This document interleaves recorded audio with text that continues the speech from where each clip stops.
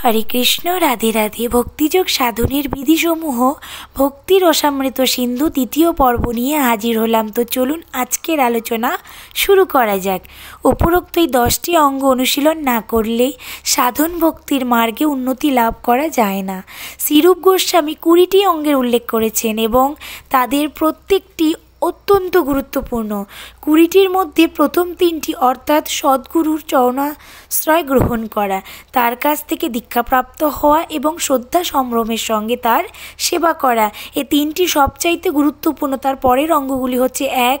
বৈষ্ণব তিলকে অঙ্গভূষিত করা। তার উদ্দেশ্য হচ্ছে বৈষ্ণবের অঙ্গে তিলক চিহ্ন দেখে তৎক্ষণাৎ মানুষের হৃদয়ে কৃষ্ণ স্মৃতি উদয় হবে। শ্রী চৈতন্য মহাপ্রভু বলে গেছেন, বৈষ্ণব হচ্ছেন যিনি তাকে দেখা মাত্রই শ্রীকৃষ্ণের কথা মনে পড়ে।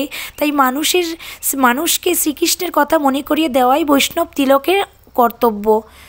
এবং 2. তিলক ধারণ করার সাথে সাথে শরীরে হরে কৃষ্ণ আদি নাম লেখা। 3. শ্রীকৃষ্ণ গুরুদেবের প্রসাদী ফুল ও মালা ধারণ করা। 4. ভগবানের শ্রীবিগ্রহের সামনে নৃত্য করা। 5. ভগবানের শ্রীবিগ্রহ বা শ্রী গুরুদেবকে দর্শন করা মাত্রই দণ্ডবৎ প্রণতি নিবেদন করা। 6. ভগবানের শ্রীমন্দিরে দণ্ডায়মান থাকা। 7. শোভাযাত্রা সহকারে যখন ভগবানের শ্রীবিগ্রহ পথ নিয়ে যাওয়া এবং তৎক্ষণাৎ সেই শোভাযাত্রায় যোগদান করা। এই বিষয়ে উল্লেখযোগ্য যে ভারতবর্ষে বিশেষ করে সেখানকার বিষ্ণু মন্দিরে মূল বিগ্রহ ছাড়াও একটি ছোট বিগ্রহ থাকে যাকে বলা হয় বিজয় বিগ্রহ।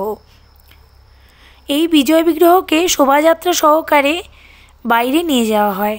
কোনো কোনো মন্দিরে প্রচলিত প্রথা হচ্ছে প্রতিদিন সন্ধ্যাবেলা অতি সুন্দরভাবে সজ্জিত সিংহাসন বা পালকিতে করে ভগবানের শ্রীবিগ্রহকে শোভাযাত্রা সহকারে বাইরে নিয়ে যাওয়া হয়। শ্রীবিগ্রহের ওপর অপূর্ব সুন্দর ছত্র ধারণ করা হয় এবং সেই শোভাযাত্রার নানা রকম বাদ্যযন্ত্র বাজানো হয়।